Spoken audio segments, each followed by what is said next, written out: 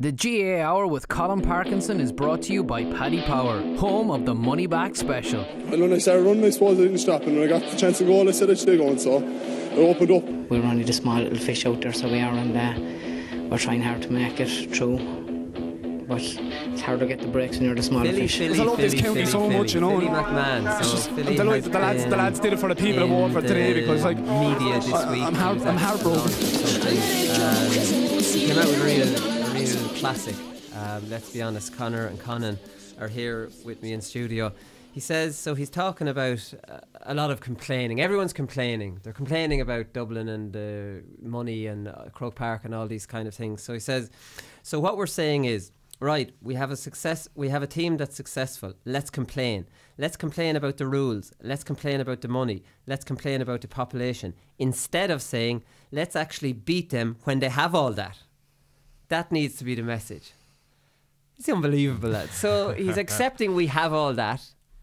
We have the advantage of Croker. We have the advantage of population, which nobody complains about because that's their luck. Well, people who want to see it split might be complaining about it. The funding, all those things. And he's saying, instead of saying, let's actually beat them when they have all that. So, like, don't complain. We have all those advantages. And the only answer that you have to give us is to try and beat us with all that. It's some crazy stuff here. I think the worst thing about it is that he preceded that comment to say that I understand where they're coming from. So if you hear I understand where they're coming from, you might expect him to delve into it and say, yeah, I can understand that we play 2 games in Croke Park, we play our league games in Croke Park, but he just disregards it, and he feeds into this anti-Dublin mentality we've talked about a lot in the show that has little or no basis in fact. But the fact that somebody as high profile as Philly McMahon will only give them the people who kind of peddle that anti-Dublin mentality just more ammunition to keep on doing it, you know. It was very like whatever about hearing it from a kind of a large proportion of fans, whatever. It's very disappointing to hear such a high profile player as Philly just come out and say like so publicly, because it's clear that it's not about all that. It's about providing fairness and integrity to the competition. Yeah, I wish they'd just admit that and go, look, at this stage we'd prefer just to play in Parnell Park and stop, taking away from our brilliant team and success, which it is, and it's not their fault. They shouldn't even have to qualify it by saying that, but saying let's stop complaining and let's beat them when they have all that. That's definitely not helping anything, Philly. Somewhere Sean Kelly is pointing his fist against the desk and saying, yeah, he's right, let's go up to Croke Park and beat them. Well, that's it, Stevie. That's it. The Croke Park one is stupid. Like, we shouldn't even talk about it. Like, why? Like, it's anti 31 counties. They say, like, no, we should play 2 games at Croke Park in the Super 8s and everybody else should play 1. Yeah. That's just ridiculous. But just accept that. The population one is an interesting one. Like, the money's obviously unfair as well, but then the population one does interest me because, like, you talked about Portlaoise before, and my club back home's a city club, so you have more population, and Dublin have always had the population, say, so that's more of an the money in Croke Park are the more obvious things. The population, increased population means huge distractions with rugby in South Dublin, with soccer in North Dublin, huge competition, loads of stuff to do. So when you're a teenager, you might not feel like going down to the local G, you feel like a village team would. All that stuff does. So population is like, that can be a hindrance as well, and you can't get that community spirit going. It's really difficult. I've no problem with the population. I have a huge problem with the other 2 things, and to say that we can't complain about this, let's just all have the attitude, well, Leash, let's just go out and beat these. I wish life was so simple, Philly. I wish life was so simple, because the classic thing, because Brian Howard was also in the media this week, and this is just absolutely brilliant coming on the back of what Philly says, and like the argument about the Croke Park and everything. So Brian Howard talking about his first league game. So he says, my first league start was against Kildare, and I was obviously nervous in Croke Park for my first proper game starting there. But from there on, my confidence built, and I learned by picking up little tricks from the other lads. There you go. All that nervous energy, all that, oh God, it's Croke Park, all that shitting yourself happened for him in a league game in February. He continued on and played 4 more league games there. By the time the championship landed around, after picking up little tricks from his other buddies and getting his routine down to a T and understanding the ground, suddenly then championship, this lad, it's like those nerves are gone. Then you look at Galway coming to play them in an All-Ireland semi-final with all their players after playing 1 game in a league final there, and you're telling me that that's not an advantage. And that's Brian Howard after playing Leinster semi-final, Leinster final, 2 Super 8s. He was rested for one of the Roscommon game. 3 more games on the back of 4. So he's who would he be marking? He'd be marking someone from Galway, a wing back. Johnny Heaney, for example. Like, Johnny Heaney would have played there before, but sporadically.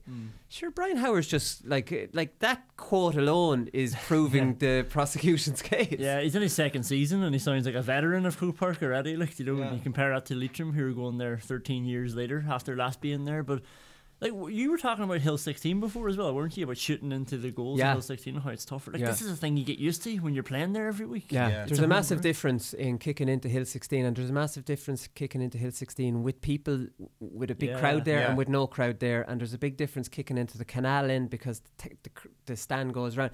I don't know what it is. It's just your range. Like, it's obviously the same distance, but then the wind coming in over the hill. Like, I mean, it is harder to kick longer range points into the hill, I would say. And it's even just because I've played in Croke Park where hill would be empty. And it's just the white terracing behind it. It just distorts your distance. But it just rubbishes the argument. I've heard it said a few places that, like, people go on about the advantage that, you know, Dublin getting Croke Park, whereas there's loads of pitches around the country with the exact same dimensions as Croke Park, thinking that it's just the size of the pitch that matters, whereas it's absolutely different. It's nonsense. It's the whole experience of Croke Park, because Croke Park's such a big deal to play there. Good news for Dublin is that Rory O'Carroll is home. So the Irish Times have this one. So he's won 3 All-Irelands. His last one was in 2015. He's only 29. So, like, I mean, what I was reading, like, it seems unlikely that he'll be back in at this stage of his career with Dublin. Like, why? Why on earth? Now, I know Dublin have won All-Irelands without him. I know they've won All-Irelands without Jack McCaffrey, who's Player of the Year. Rory O'Carroll's out of the game for 3 years. He's playing a little bit over in New Zealand, very low standard. Why on earth can't Rory O'Carroll get back in there? Like, I mean, when you see how Tommy Walsh is ripping it up after playing in Australian rules for so long, just gets a bit of match practice. Let's be honest, lads, fullbacks are spoilers. You're not talking about needing to kick a ball over the bar from 45 metres out, get your kicking technique. You can get through a game of fullback in the modern game by just actually spoiling your man and hand passing it off when you get it. Rory O'Carroll, especially when you see Tommy Walsh cleaning up now, right? You have Clifford to come back. Dublin are not blessed with big, strong, tall men in their full back line. I'd be on to Rory O'Carroll. Like, I think it's you're going for 5 in a row here. Yeah. I think it's unlikely, just kind of based on, like, I don't know Rory Carroll, I don't profess to know him, but just based on his kind of career history. So, you know, he's gone off studying for a couple of years, and then, like, after being part of a successful All-Ireland winning team that was obviously going to go on and win more All-Irelands, he was comfortable just heading off to New Zealand. And it wasn't that he was back in a year and ready to come back to Dublin. He's gone for 3 years. He's 29 now. Maybe he's satisfied with the All-Ireland he's got. You know, that's why I consider it unlikely. Yeah, we don't know that. Like, that's Rory O'Carroll's decision. Yeah. I'm saying from Jim Gavin's point of view, like, if he's playing with his club, I'd absolutely be going after him. Like, I'd imagine Jim Gavin would be doing that. There wouldn't be any reason to say why he wouldn't. Obviously, unless Rory, because Rory is a hurler as well, so he might say, I've got maybe 3 years left, I might play with the hurlers for that. Or else he might say, I'm happy playing club. That competitive edge has gone from me now after the 3 years playing crappy football in New Zealand, and now I don't need that level of commitment. Yeah, the Jim Gavin thing is interesting, because what Jim Gavin has done best over the last few years is got his matchups perfect. So we might not need Rory O'Carroll for every game. It just might be if Tommy Walsh is playing for Kerry, or like Jim Gavin always targets players and spoils them. And like, they don't have anybody like Rory O'Carroll in the squad. Like, I don't think so. He's like, and he's so clean. Like, he's just the cleanest fullback that's been around. You know, the way he catches the ball. Oh yeah, but he does a lot of pawing and pulling and dragging. Yeah, sorry, he's outrageous for that. Actually, basic skills. Like, he's kicking, he's catching. It's all just very crisp and clean. Yeah, and you know, I remember he was marking Kieran Dealy in the league final the year he went, the year after he went, or the year before he went. He just destroyed him. Kerry kept bombing balls down the top, and he was just holding off Donaghy, and either palming it down, catching it himself. So he's handled Donaghy before. He's proved he can do that. So now you have Tommy Walsh to worry about. You have Griffin to worry about, and I don't think Davy Byrne's not that type of player. He's a decent sized fella. Philly McMahon we know can spoil one, but who's going to spoil the other? They might need to move Keane O'Sullivan back in, James McCarthy back in. They don't really want to mess up their team that much. James McCarthy's such a driving force. If James McCarthy in the All-Ireland against Mayo went back into the full back line, who's to say they would have, like, another, you don't want to start thinking about this. You know, like, Jesus, I'd be Rory O'Carroll, get back in here. I don't believe the thing of you've been out of the game at the highest level for 3 years, that's you gone. That's nonsense. Yeah, it would take him a while. I mean, he's been gone for 3 years, but like he was always like Johnny McGee. I remember saying that he's in pretty good shape. But just that, like, you're kind of on about getting Rory O'Carroll for horses for courses kind of thing with, like, to mark maybe Tommy Welsh. From what I remember, Rory O'Carroll was comfortable marking all, like, whatever way. Oh, all sorts of forwards. But it didn't necessarily have to be a Tommy Welsh for it. Like, he was probably more comfortable than other members of the Dublin full back line of them. But you stick a small nippy guy in there, and as you said, he was, you know, he wasn't afraid of indulging in the dark arts for every now and again, so he was comfortable dealing with that sort of forward as well. So just purely for pedigree, as opposed to him, you know, for a particular task, I would be looking, but I just would have my doubts just based on his career to date, that of his desire. I could be completely wrong, but that'd be why I'd consider it unlikely, or mention why maybe that's why people think it's unlikely. Yeah, we'll wait and see. What's the longest you ever had out with Laois and then came back? I was 2 years playing with Parnells, and when I joined Parnells, I gave up Laois because it would be a little bit hypocritical me saying I'm moving to Dublin because I hate the commute. Yeah. And then commuting back to Laois. So the consequence of me joining Parnells was having to give up playing with Laois for 2 years, which I was just sick of going down there. But anyways, when I came back, club football's not that far off intercounty. Like, you're still got your eye in. Now he's in New Zealand. Now we saw him breaking up some fella in a video there 1 year, but that's on, like, I mean, I was playing Dublin club football, which is a very good standard, as you know, Conan. Like, I mean, that's a different ball game to 3 years in New Zealand. It'll take him a while to get back right, but he absolutely will get back right. You're not gone. Like, sure, Tommy Walsh has proved that. Like, I mean, when we talked with Eamon Fitzmaurice about Tommy Walsh, remember I was saying last year, give him a run in the team. He needs to be told, give him 5. You've getting 5 games. I'm giving him to you. I don't care how you play. I want you to get better. He gave him a game, and then he's out. And poor Tommy's head was all over the place. Now look at him flourishing because he's getting a run of games. That's what players want. You have to, when you're coming back like that. And remember Paul Galvin as well, when he came back after missing out in the All-Ireland year. You're under a lot of pressure. You know, you need to be told, you're part of my plans, and what I'm going to do for you is I'm going to give you enough games for you to show me that you're back right. But the problem is getting that. You know what I mean? It's hard to get that. I would have done it with Tommy Walsh, and like, been proved right this year with Tommy Walsh. That's the way it is. Like, I mean, he's been outstanding.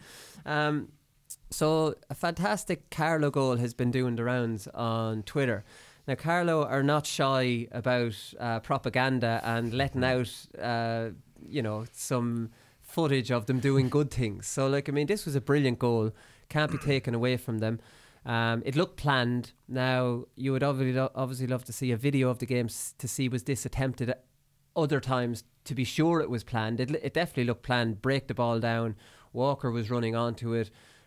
He immediately transferred the ball by the foot because, like, I mean, Carlow had their whole half forward line brought into midfield with this exactly in mind. The 3-on-3 left in there. And, like, I mean, the amount of teams that are sitting ducks, we say this on the podcast all the time, 4 kickouts go long. How many times have we said it? Because you've got one-on-ones on the other side of the field, and get the ball up there as soon as possible. And Carlow take a lot of criticism on this podcast, but did exactly that. And he got a 3-on-3, and that looked planned to me. Take him on, draw the man. Beautiful goal. And it went from one side to the other with one-on-ones. And in Carlow games, that's unusual. And it was like, how basic was that? But we're championing it because we don't see it enough. Isn't it bizarre? Like, a team like Galway, who we were saying, bloody win possession of midfield and get the ball down to Burke and Comer and Walsh. You've 3-on-3s down there. And you don't see that from them. They'll win a break and they might ship it off to the side, or they might carry it. Carlow and they go longer kickouts more than a lot of teams as well. Yeah, you know? but they don't transfer it. It was all about Walker. The minute he won that break, he had clear road to go ahead of him. But forget about that clear road. You kick that ball. No one's catching that ball. Like, I mean, we're saying this constantly on the show. You can't run as fast as the ball. Move it down, get it down there. It was a brilliant goal. I do think while Poacher is much maligned, Carlow are brilliant, are very good on kickouts. They destroyed Laois on kickouts. Now they have an excellent midfield for kickouts. They aggressively push up on kickouts. I'd say they do a lot of work on it. Now they do drop an awful lot of bodies behind the ball, but I do think Poacher tries things out. I think that while we theorise on tactics in the show here, like I'd like to try anything we talk about here. I think Poacher tries things. Oh, yeah, You know what I mean? yeah. He talks, he does walkthroughs. And I think he's ahead of other coaches with stuff like that. Walkthroughs, set plays. The amount of managers, even at intercounty level, that don't entertain that stuff. How many kickouts do you have in a game? And you don't work on what you might do if you win that kick out in midfield. I do think Carlow are working on stuff like that, and I think they do deserve credit for that. Yeah, a lot of drills are just so far away from being game related, you know, or like anything that would ever happen in a game. But yeah, that sort of really showed how small a pitch could actually look. That was a kick out and a kick pass, and then it was just one man taking on another man. Do you know, like, so it was 3 passes really, and that was it. Like, you were in for a goal. Like, and you have these. So look at all the situations in a game when they've 13, 14 men in behind the 45, right? That's a nightmare scenario. You're not getting through that. How many kickouts would you have in a game? Like, I mean, you must have. Would you have 50? You have 20 kickouts. You'd have 20 kickouts. So you have 20. So you have 20 set plays. Look at American football. So they've set plays all off their guaranteed start-offs. So how many different set plays they have? They've hundreds of them, bloody diagrams and everything, of the different downs. You've 20 set plays where you know the opposition is pushing right up on you, and you've one-on-one situations.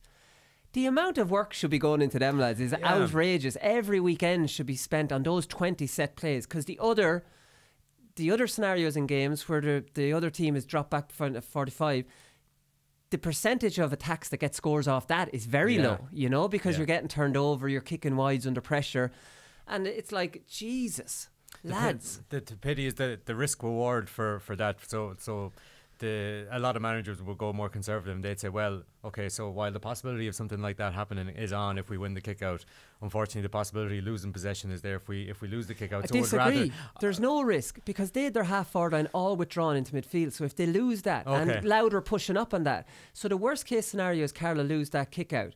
Their half forward line are close enough to actually sprint back in. So if they're 2 midfielders and 3 half forwards, they don't have the 15 because they're the 3 full forward lines. They're losing that. But that's definitely worth that risk for me. Yeah. There are stats that show, like, when you kick it short, you're more likely to concede than you are kicking it long. So whilst you're probably more likely to get possession initially by a little short kicker, you have the whole pitch and 15 players to score. Whereas you kick it long, you might lose some ball and you might concede from that, but you're also more likely to score from that as well. So another thing I find hilarious with intercounty football and how copycat it all is, right? So from kickouts, now the fashion is to push up, right? It's vital, absolutely vital we win this back, right? We have to. So you're pushing up, you're leaving yourself vulnerable. But if your full back gets injured, right, and you've gone off retreating, you won't push up on that free. Even if there's an injury, you let him take that short. Like, you're no problem. Even if there's a free around midfield, you won't be pushed up man on man for that free. Everybody back. So it's like if you want to get everybody back, it makes more sense to have everybody back and forget about this pushing up. The pushing up is a complete contradiction to what you want to do.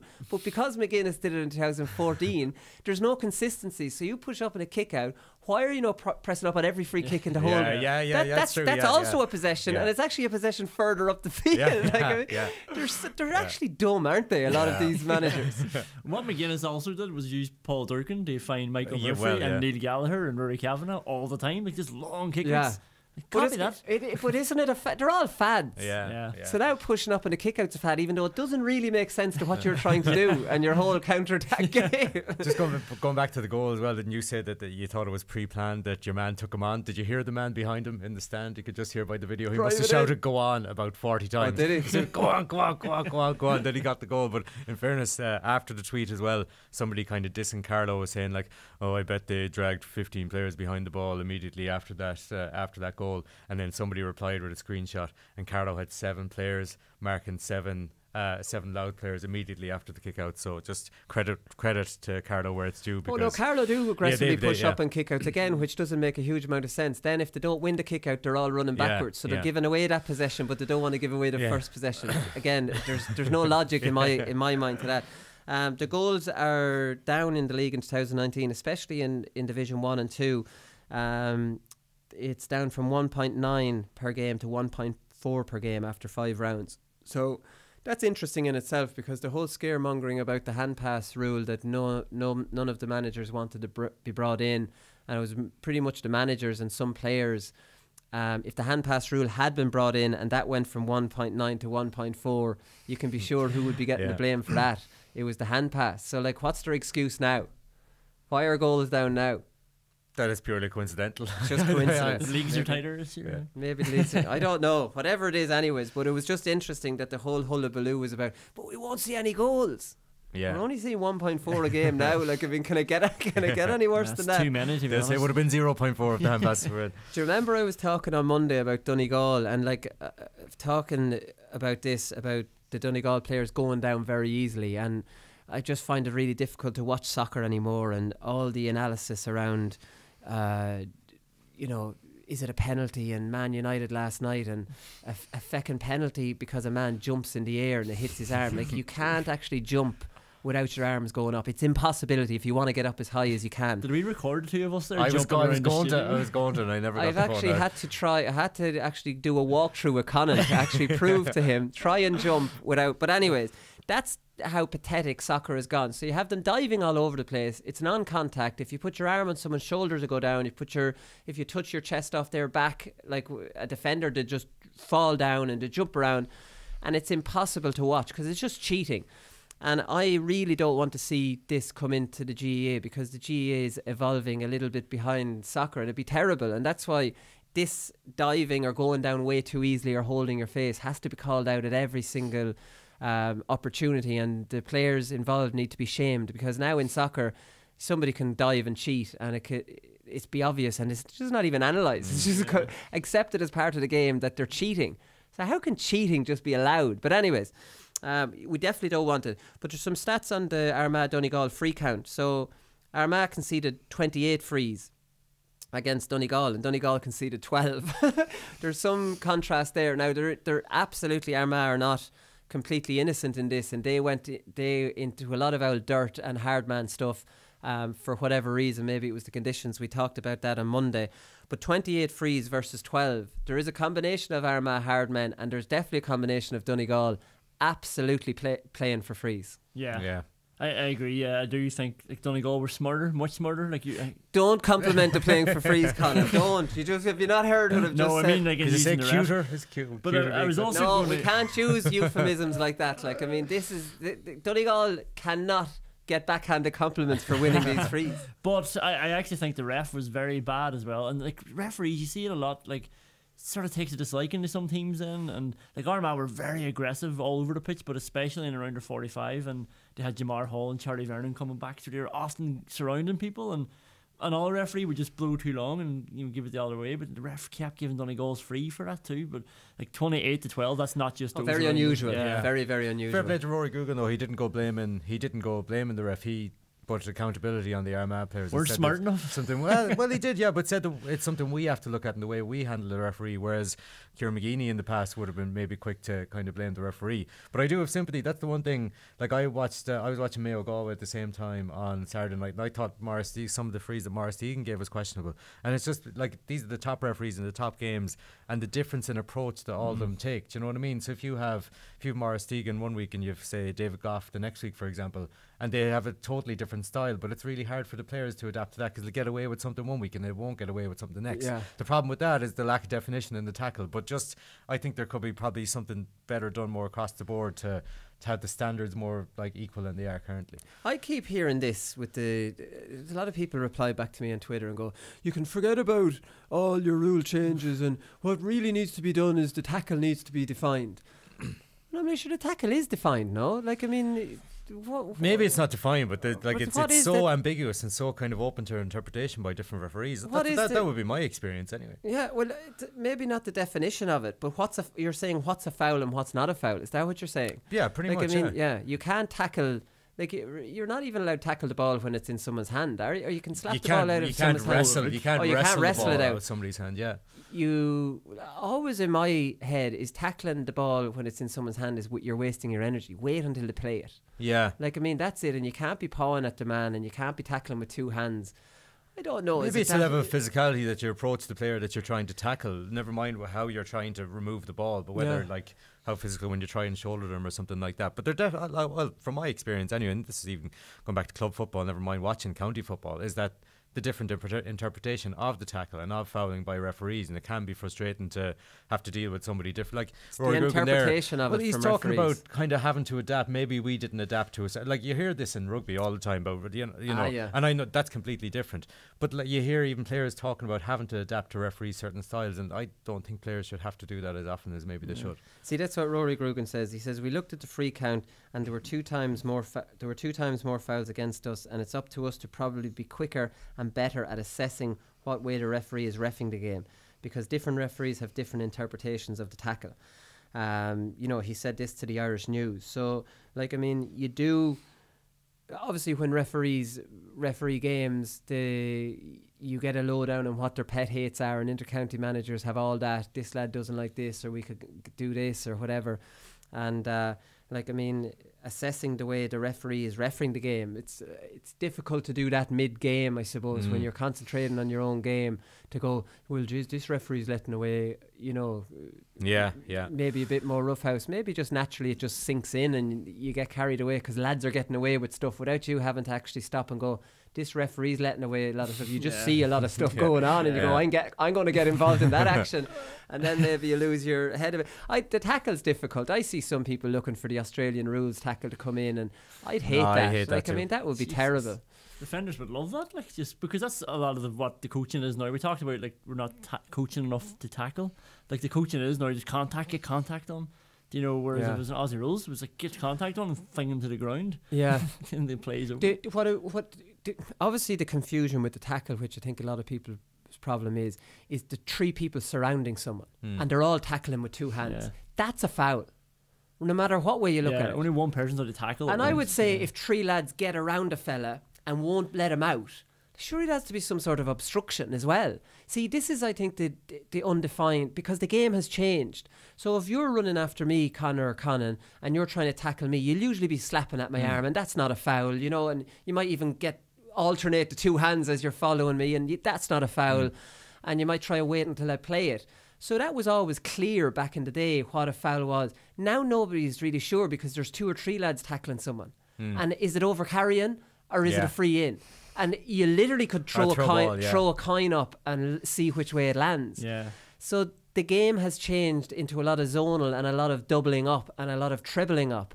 And now maybe that's the reason people don't really know what the defined tackle is, because the game has completely changed. And I do hate, like, how many times do you see a fella, he's caught by three lads and they might as well all join hands, like, and say, you're not getting out of this little circle. That has to be a foul, though, no? On the player. The only thing they do there is drop the ball and try and... Well, that's what they're doing now. They're falling down onto the ground and they're trying to throw it out between their legs. You can't see what's out there, but you're just getting it out. You're just getting it out, or else you're over carrying. So should that be legislated for in the rules? Like, should you be allowed treble up? Should one person be allowed have to tackle someone and stop this doubling up? And would that help the game? You know, the flow of a game. Would it help all these zonal teams? These are other things that could be looked at. I'm throwing them off the top of my head now, and I don't know where this conversation would potentially go. Because I think the better coaches then would probably just see that as, like, if there's three people around you, there's two people free somewhere, so try and get it moved before you get swarmed. Like, on one hand, you want to sort of invite the players onto you and commit more bodies and then move it on, but... Yeah, I think refs absolutely love giving that free as well when there's three people around and they I'm on top of this, like, and you should be stronger in there, and here's the free kick the other way, and because the defenders are all shouting as well at the same time. Like. Yeah, it depends. Like, I mean, if you're come back from a 5 point, you're 5 points behind, you have it back to 2. Your team are on the up, you're bursting out of fence and you're swarmed. You're getting that free with you. Whereas if you're the one up, you're getting that against you, and all the forwards going, it just completely depends on the momentum of the game. Like, I mean, you can predict what way the referee's going to go, because they're human beings and they're getting caught up in the emotion, and they're like, they deserve this one, let's keep this roll going. There's a ref in Derry called Play On Sean.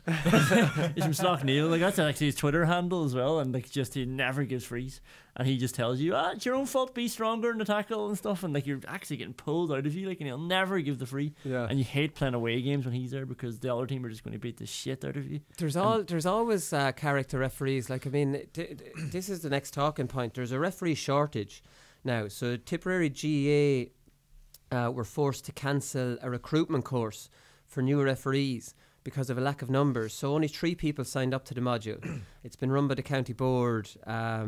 So the county board chairman, John Devan, said we just hadn't the numbers. It's an ongoing problem here and across the country, I imagine. The number of referees coming through, or lack of them, is always going to be a concern.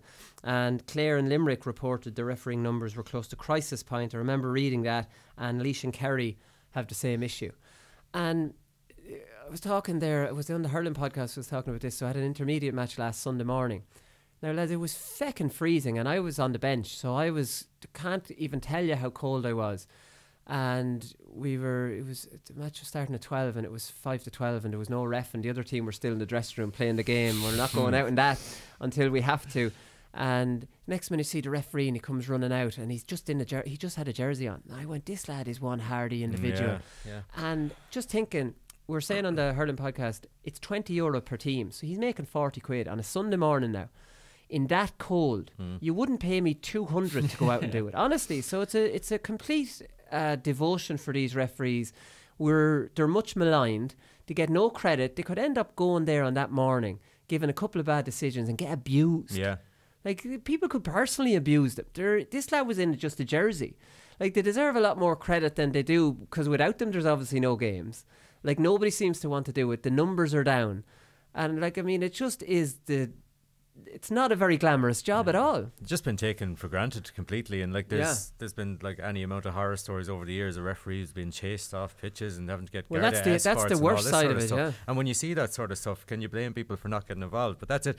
You're reliant on characters with a complete devotion to the money they get out of it is probably not enough to be, nobody's going into refereeing for the money. No, do you know what I mean? They're going into not. it because they, want to remain involved. They're just devoted to the GAA and want to remain involved and want to give back and hear about these referee shortages and think, God, well, I'm in a position to do something like that, so I will do something. I could about help that. out here. Do you know, that's it. Like, it's even gas. You mentioned Laois and Kerry. I know we got an email out to the club there last week. There's refereeing courses, foundation level courses in Mayo next week, and every club in the county has been asked to provide at least one representative, because to deal with they didn't say they're in crisis, but to deal with the large amount of games in Mayo as well. So I imagine I'd understand that if Laois, Kerry, Clare, wherever, that this is happening all over the country. So just need more of these, unless you're going to further incentivize refs. You just need more of these characters that we're talking about. They're happy to give their time to do this sort of thing. Yeah, I think it'd be kind of a half enjoyable thing, refereeing.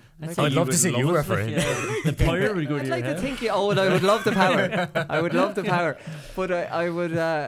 You think you'd know from playing when there's trick acting. I would think I would be respectful towards the players. I think I could explain a decision quickly to them without, diffuse a situation. Just be yourself and be normal like you are here on the podcast, and just be a normal GAA fella and just say, look, you know yourself what you're doing there. Like, I mean, you're not fooling me. Get up. Yeah. There's some refs that are great at those put downs as well. You might be ready to give out to them, and then they say something back to you, you're like, yeah, actually, you're right. Yeah, but that's it. But anyways, listen, I don't know what the solution there is. If young people don't want to go to mass and they don't want to referee games, I don't know what we're going to do with the young people. It's all Xboxes nowadays. Connor, before we go up, we've Kevin Feely coming up. Obviously, you saw that in the title before it clicked into the podcast. So he's coming up next, and then we're done because there's no matches this weekend. But we have to give you're our Mayo correspondent. So what is the situation with Mayo? Will we call it a collapse? Well, I was going to say thanks for the nice, easy welcome back to the podcast, Willie. I thought I was here for an easy ride, and here I have to talk about my beloved Mayo. No, I mean, like, I was trying not to get carried away with the first three games, because I knew it was early. Like, Mayo had more done in January and February, leading into January and February, that they had done in previous seasons. Tyrone were obviously not at it. We played Roscommon in awful conditions, beat Cavan at home, nothing really getting carried away about. The Tyrone performance was outstanding. Excellent, and the running off the ball and all that. And to be honest, in the last two games we saw none of that. None of the style of play. It's almost like they've gone to they've forgotten everything they did well against Tyrone. Yeah, well, I suppose I would make allowances for that against Galway, because conditions were so terrible, and true. Galway got a lot of men behind the ball, and like our game management in the second half against Galway was absolutely brutal. When Jason Doherty had a free to get us level, actually, and then after that, I think you mentioned Cullen Boyle on the podcast on Monday. We gave away 3 kickable frees. Galway just ran down the clock. Any momentum that we had built up, and it took us a bloody long time to build up that momentum in the second half, completely gone. I got 2 late points, but it was way too late at that stage. So I'd make allowances for the Galway game. I was more concerned about the non-performance in the Dublin game. I know Dublin were up for it. They're always up for it against Mayo, and they needed that win. But to have carried in such kind of positivity and such momentum from Tyrone and Cavan, and to fall so flat within about 10 minutes, and kind of some old kind of failings were showing up against like about Mayo, like since then, like you were on about the running off the shoulder, the angles and all that sort of stuff. And then the last 2 games, it's like, right, this ball into Andy Moran doesn't work. What does work? And like there was a kind of a lack of ideas besides that. And apart from that, at the other end of the pitch, I thought, like in the Dublin game, obviously Rob Henley, I think, made 4 one-on-one saves. I think we've been incredibly open through the middle. Now that would have been a failing under James Horn before. I'm sure he's conscious of it. But it's like all this encapsulated into it makes like we are, well, it'll take a lot for us to be kind of involved in a relegation battle, but we're technically not even safe now. To be going from talking like that to like after the Tyrone game thinking, oh, league final for the first time in so long, silverware. So I don't know. Listen, again, I said didn't want to get carried away at the start. I don't want to get carried away by the last 2 performances, how poor they've been. There are failings there. I just hope they're resolved kind of in time for the summer. Yeah, Fionn McDonough hasn't been as impressive in the last 2 games. I think I don't mind that either. Like he's as in he was very good the first 2 games, but like it's like I'd be more worried if he was brilliant and then maybe kind of had a dip come the summer. Like some encouraging signs for me about Fionn McDonough in that, like, he's missed a couple of chances and he's not afraid to take on the next one. He's lost possession, he's won it back then a couple of minutes later. He's kind of doing things that are showing character, you know. Yeah, so he's nearly too confident though with shooting. He took on a couple of stupid ones there. Dropped short against Galway, and we were like, it wasn't really on. But I think what his biggest strength is, you're right, when that ball into Andy Moran and the running off him isn't there, you have Aidan O'Shea, you have Fionn McDonough, they're dropping too deep and they're carrying the ball forward, and there's just no real penetration. I mean, that's Mayo's game plan, is that good early ball into Moran and running off him, and then they look dynamic and exciting, and when that's taken off them, they're ordinary enough then, really, aren't they? Like, pretty much, yeah. And ordinary enough against, I hate to say it, because like Galway have beaten us now 7 times in a row, and Galway have a style that Galway just seem to have Mayo's number at the moment. I hate to admit it, because Galway take that early ball out of them with their sweepers. Yeah, absolutely. And if you're like, I suppose Mayo have been showing up well against Dublin, because Dublin, like in recent years, because Dublin wouldn't necessarily play like that. But if you're nearly looking for a template to beat Mayo and you're not Dublin, well, then you're probably looking at Galway, to be honest. Stick 2 sweepers in front of Moran, and that initial ball that you're trying to get up the field from is gone, and that's it. Yeah, it is. That's definitely it, because you look who Mayo play best against, and it's Dublin and Kerry, who are not going to play that full-time man, you know, in front of these lads. And Doherty and Moran are able to buzz around and get ball, and then they're working off that then, and they look like a brilliant team. The Clare game 2 years ago as well, remember that, down in Ennis? It was amazing, just open game, just 2 teams going at it. Mayo looked like even against Kildare, when Andy Moran made the comeback up in McHale Park under Rochford, like, they were outstanding that night, playing everything through him. So, like, I mean, that's it. So maybe that's why Galway just turned it into a battle, and then, you know, carrying the ball a lot. And then the difference is Galway have the few strike forwards that Mayo don't have, that can win the 1-on-1s or the 2-on-1s and get nice scores. And that's how Galway beat Mayo. And that was the thing, and much maligned as he was for Stephen Rochford last year, knew that Galway were going to come with that game plan and developed a game plan to kind of counter it. He didn't allow Galway the space, and it turned into just one of the worst games, on one of the best days of the year, one of the most anticipated games of the year. It turned into one of the worst games of the year. Yeah, I don't see James Horn going that way, and like I hope it'll work. But like the downside of it is you could potentially see Shane Welsh, Damien Comer, and Ian Burke with far more space than they're used to, and they'll do damage. Yeah, Jesus, pessimistic, isn't it? Mayo are back, Mayo are gone. Somewhere between. We're joining the Mayo roller coaster here on this show. Right, okay, we're back with Kieran Dealy.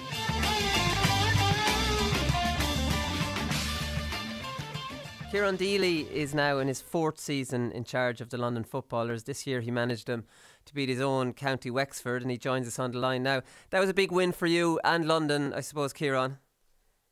Yeah, Colm, I suppose it was one that was much needed.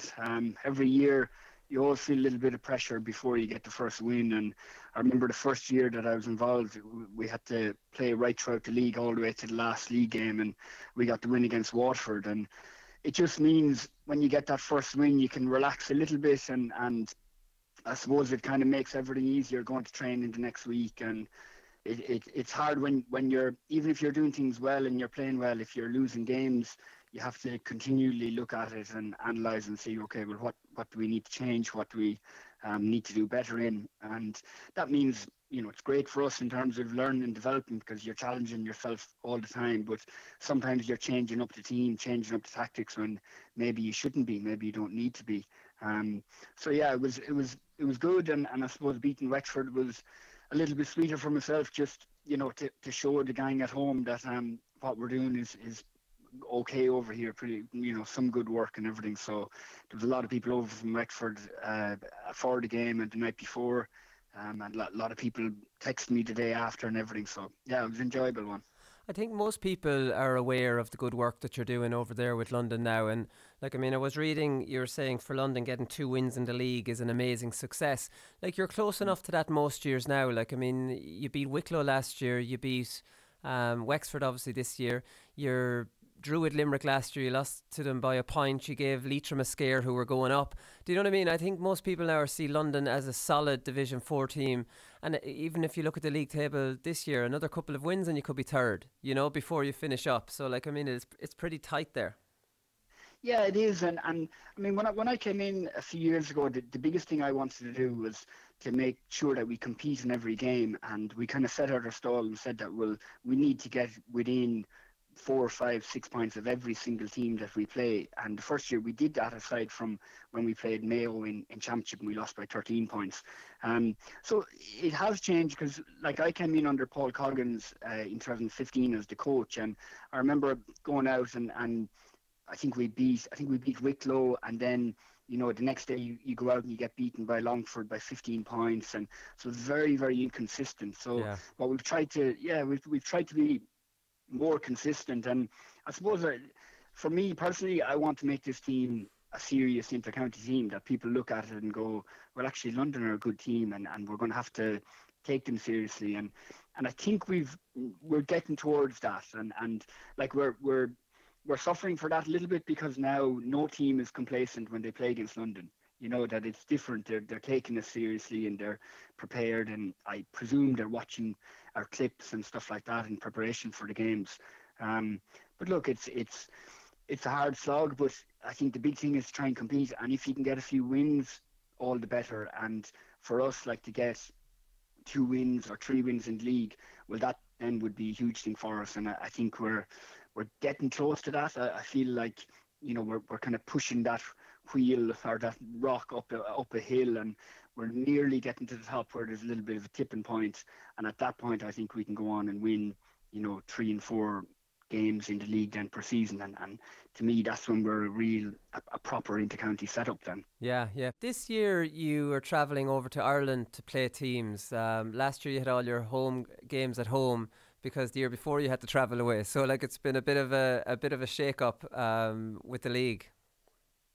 Yeah, it's tough. I mean, we don't mind really going over to Ireland to play the games, because it actually gives us an opportunity to spend a bit of time with the players. And we travel over early on Saturday morning from Heathrow, and then we get back late on Sunday night. And it just means that on the Saturday we've a chance to have a few meetings and look at our own tactics, look at opposition clips and stuff like that. And for us with the London team, we don't get as much access to the players, I think, as the Irish team. So it means that we get access to them, we get to spend more time with them, and even the lads together get to spend a bit more time together as well.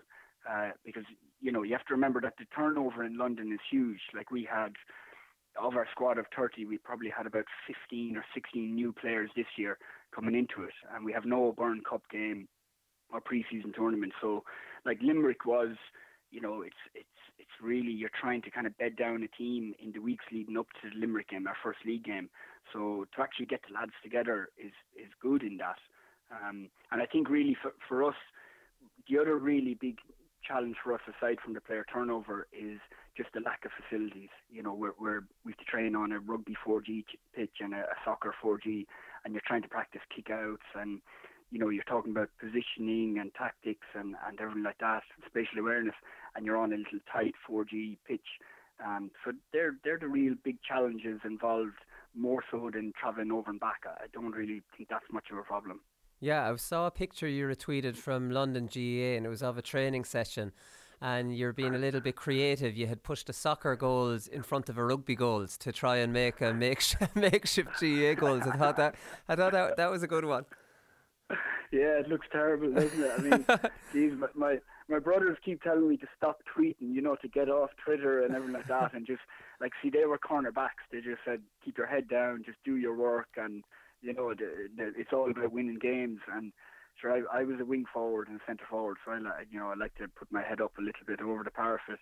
But yeah, look, sure, the facilities is a huge thing, because it's crazy when you think about it. A Gaelic football team in the Inter-County National League trying to prepare for games on a rugby pitch, with soccer goals in front of a rugby goal. And do you not get, sorry Kieran, do you not get into Ruislip then? The old pitch in Ruislip, or is that, or the back pitch that would have the GAA goals? They don't let you in there? No, I mean, the Ruislip, since it's been redeveloped, I mean, the pitch in Ruislip is fantastic. It's a lovely pitch, but now there's just a small training area at the bottom, which is floodlit. But you're talking about 40 meters by about 70 meters or something like that. So it's very small.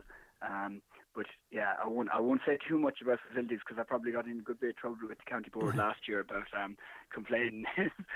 there's a kind of a love-hate relationship there between us. So we'll keep it at that for the moment. On a more positive note from them, then, they're actively trying to set up a centre of excellence and a pitch. The money's there. It's just they can't find a suitable location. Is that right?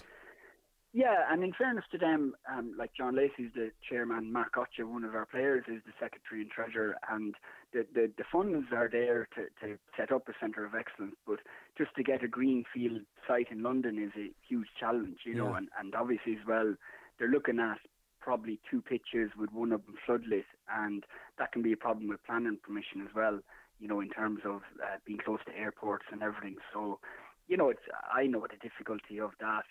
I'd just love to see, could we set up something in the interim of setting up a pitch or using one of the club pitches with setting up proper floodlights and a bit more drainage in the pitches and everything. Listen, there's plenty of stories of famous ex-inter-county players arriving over to London and coming out training and going, well, I'm not going to train on that tonight, and then you lose them. But we've had our fair share of lads as well. Like Muggsy was with us a couple of years ago, and he was a brilliant kind of ambassador for Tyrone and for the GAA, that he just came in and got on with it, and our lads loved him. His character and just how seriously he took it, and he kind of helped bond the team. So.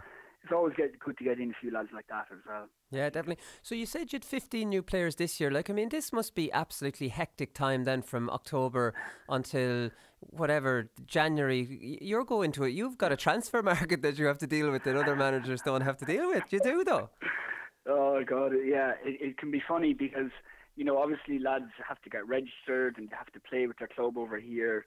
I would say that things have settled down more the longer I've been in the position. Like I kind of feel like it's kind of set who we have. Like we have a core group of Liam Gavigan and Gotcha, and like the Butlers and the London boys, the London boys, and a few Irish lads who are here long term. But I mean, it's crazy what you have to go through, really, because you're going out and you're playing a kind of an AVB game if you have enough players, and you really have no idea what you're going to get with a fella, and you can spend 2 months then with dedicated coaching and kind of integrating him into the team. But of course, you've never managed to see him play inter-county games, so it can be like we're 5 league games into the league now, and I'm still getting to know my players in terms of, right, he can do a job for you, he maybe needs more time, he can maybe play in that position or another. So it's unique, I suppose, in the GAA world, where you're building a team continually every year, again and again and again. And that's why we probably have put a lot of importance on trying to develop the London-born chaps, because you're hoping that they will stick with the team over a number of years and invest into it, and it's their own county and they're from London.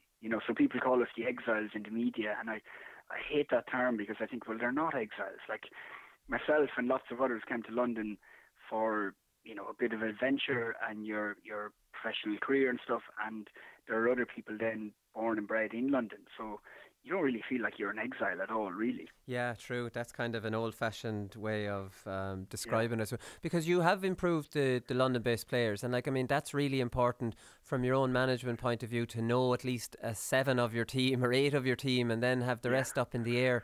You've improved it from 2, I think, in your first year up to 6 or 7 starters now. I'm sure even for your own peace of mind in October, November, who have I got next year? That's the smart thing to do. Yeah, and it's worked well that way. I didn't start it. Noel Dunning did years ago, and Paul Coggins before me, and I've continued it on. And it was like maybe 2 players at the beginning, up to 4, and now it's up to like 6 or 7 in the starting team. And we fill it out then with other younger lads from born and bred in London as well. So it helps. I feel like it helps the team dynamic. There's a different kind of feel to it, because I think the London lads are different. They're from the city, and they have a little bit of a swagger about them and everything. And I like that. I like that kind of atmosphere in around the group. But it does help just in terms of knowing who you have, because every year in October I'm ringing around, and you're nearly pleading for lads to come out to the intercounty team and commit into it, and it shouldn't be like that. In Ireland, in the counties, it's your dream to go and play for your county. Like, it was my dream to play for Wexford, and luckily I did a little bit. And you don't have anybody kind of cajoling you into doing it, so that's a difficult thing. But look, we are trying to change it, and it takes time. It's not going to be a quick fix at all, but I'd like to think that we're becoming more settled every year that we go by. Yeah. Come here, your day job is in sports science at the QPR Academy. So, you're in around professional environments, and, you see it on a daily basis. Where are GAA teams in terms of the level they need to be at? I don't mean strength and conditioning and fitness, because I think GAA teams are pretty close on that. But there's not enough time in the week for the recovery, not enough time to work on game plans. Where are they losing out on this kind of time management in the small kind of amount of time they have during the week? Yeah, I think there's still a great divide between GAA players and professional footballers, and the biggest difference obviously is just access to the players. Yeah. And because GAA is an amateur organisation and the players have to work and they have to spend their time at different things, that divide will never be closed, in my opinion. And as you say, the GAA players they're fit, they're strong, they're fast and everything like that. But I would say, like, anybody who thinks that the Premier League players are not, faster and fitter and stronger than the GAA players, they are. We see the results. Even we look at results in the academy and everything. Like, these guys, you have to remember, are training every single day over a prolonged period, and also like genetics and heritage comes into it. Like, we have huge mixed ethnicity down in QPR Academy, and these young chaps are very, very fast, very, very powerful, and obviously they're working on their touch and their technique every day. So I think that divide will never be closed unless players become professional in the GAA, which probably won't happen anyway in the next years. I think the closest you're probably getting are, if you're looking at the DCU lads and UCD and UCC, and you've got these young Gaelic players who are in around serious intercounty setups like Dublin and Mayo and Kerry, and also they don't have their day job. They're students in the university, and if they're doing a business degree or an arts degree or something like that, that they're spending plenty of time in the gym every day and recovery and everything like that. But I think, if I was to think about the differences, I think, as you mentioned, recovery, I think that the soccer players are huge on recovery, spend an awful lot of time on it, which I think the GAA players could be doing more of and doing it better. Another difference then is just, and this probably comes from the coaches and the managers as well, is the focus on technique, so their technical ability. And like when I look at QPR training, for instance, they'll spend a third of the training, or sometimes even half of the training, on unopposed practice, and it's just continual repetition of short passing, long passing, medium distance, and trapping the ball, controlling the ball, working on their skills. So we call it core skills and things like that, and 75 passing, we call it.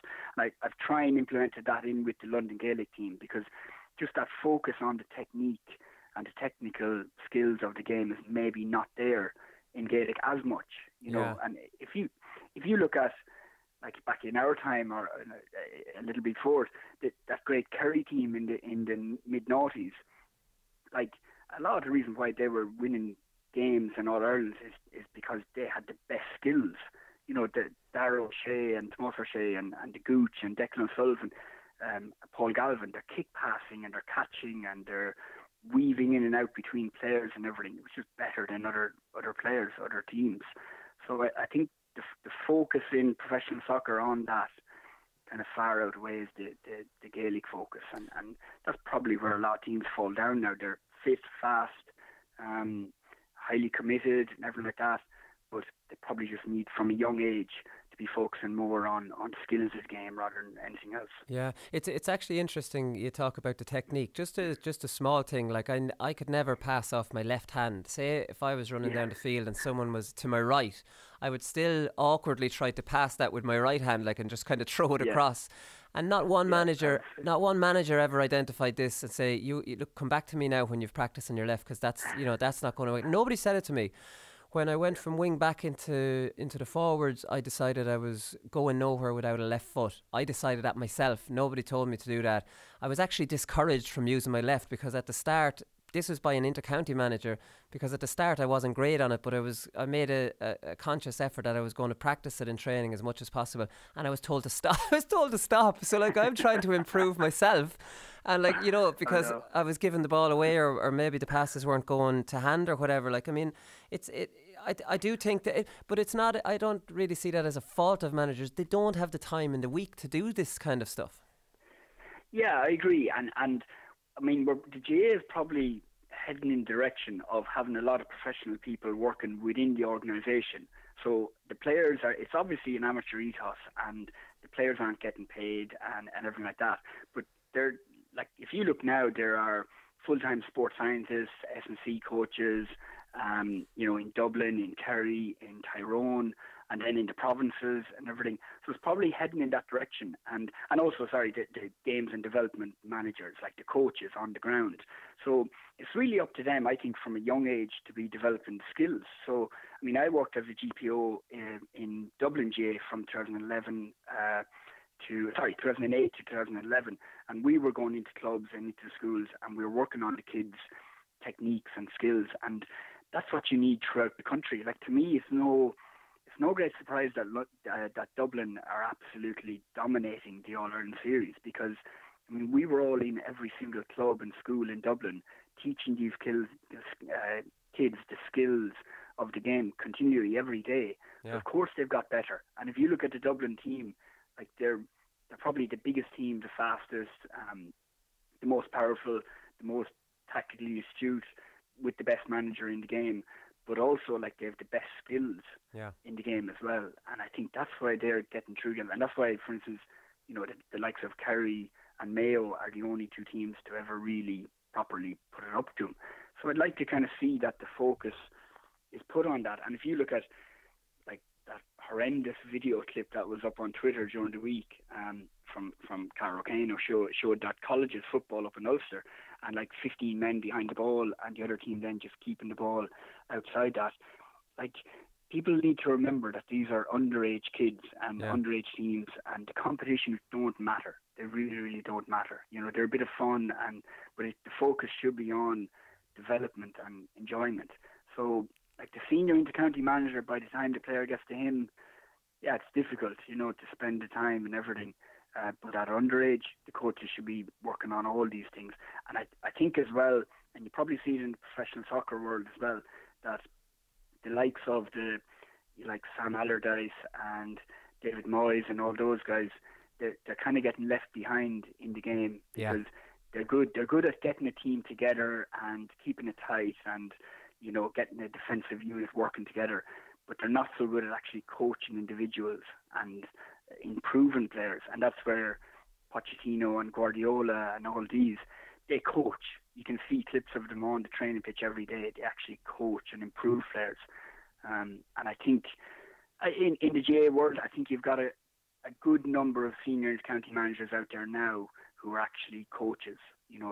Like I listened to the Louth manager the last day, and I know obviously the Laois manager and the Dublin manager and everything, and they're coaches ultimately, and they're looking to improve players. Yeah, I think that's important. And I do understand the managers they don't have time probably for the skills and stuff, but what the manager is responsible for is the game plan. And you mentioned there that you mix it up a little bit from game to game, and from what I can see with GAA teams, and you can identify it very early in the year what's their game plan, and they just have one. So they could be playing a weaker team and they'll play the same game plan. They could be playing a stronger team and they play the same game plan. And to me, if you're to compare that to soccer, that's light years behind soccer, who will mix up formations and mix up game plans. Again, it's probably a time issue. You don't have time to work on these things. Yeah, I think, but I suppose you have to remember that what are these intercounty players giving up all their time for? Like, they're giving up a huge amount of time every week. Like you saw in the RSI report, it's something like 32 or 34 hours per week that they're giving over to this. So, I personally think that these teams do have time. With the onset of huddle and video analysis and everything like that, like our lads are looking at their own clips, looking at opposition clips and at other teams. They can be looking at it on their smartphone or their iPad and making clips themselves. So they have time to look at stuff. I think it's probably strange that some of the teams have one way of playing and they just stick to that, because like every day is a different day, and the opposition that you're playing against. For instance, when we played Leitrim at the weekend and we're missing, unfortunately, a couple of our best attackers through injury and concussion and stuff, then there are times where we're just going to look to keep the ball and as well just take the sting out of the Leitrim crowd at the beginning of the game. And we didn't let them score for the first 23 minutes, and we went 2 points up just by keeping the ball and probing at them. But then if we're going to play, a team at home who we're expected to pick up points, or we're hoping to pick up points, which of course we're going to leave like extra men up, and we're going to spray the ball out wide more and look inside, and so you're going to change your tactics every day. Yeah. And in terms of the professional soccer teams, as you say, I suppose in that aspect of in the comparison, they are light years ahead. In terms of they'll respond to the opposition team playing 4-4-2 with a diamond, or 4-4-2 out wide, or 3-5-2, or whatever, 4-3-3, and they'll change their setup and their tactic mid-game or mid-half, and the players have ownership over that a lot of the times. They know how to react themselves. So I suppose essentially you're trying to develop kind of very tactical, flexible players in terms of that they can change things, and also obviously the manager and the coaches can change as well. Yeah, exactly. Come here quickly before I let you go. You've set up an elite sport coaching academy. So it's a closed group for coaches who want to discuss, meet, present, debate and share innovative coaching concepts and issues to do with development, performance, athletes, players and teams. So you really want Jim Gavin just to join this group and tell everyone what he's doing. Is that what you're...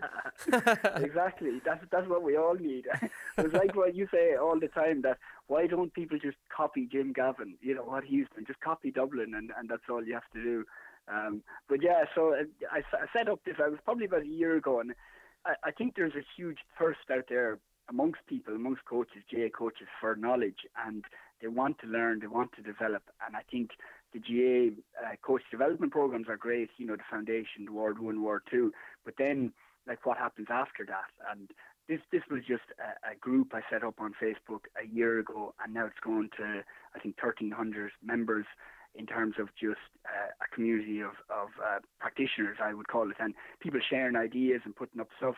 So then I said, okay, well, recently now I said that I'll set up a closed website group, and people go on to DeelySportsScience.com and sign up to it. And really what I'm trying to do is share a little bit of the knowledge and experience that I've got over in professional soccer and then in inter-county management and, university and stuff like that, and with session plans and different games, and also training programs and some advice and resources as regards GPS and things like that, and the sports sciences. I think probably the GAA has a massive thirst for all this information, but people maybe don't have the experience of knowledge of how to use GPS on a day-to-day basis, for instance, or how to set up different practices. So it's kind of, I suppose, trying to fill that little gap for people. Yeah. Okay. Great stuff. So give us your website again there that the coaches need to go onto. Yeah. So it's deelysportscience.com, and that's DEELY. I think people will probably find it through Twitter as well. Ciaran Deely is my Twitter handle, so people will see a nice bit of information up on that, I think. Yeah, brilliant stuff. Come here. Thanks very much, Ciaran, for taking the call, and best of luck for the rest of the year. Thanks, Colin.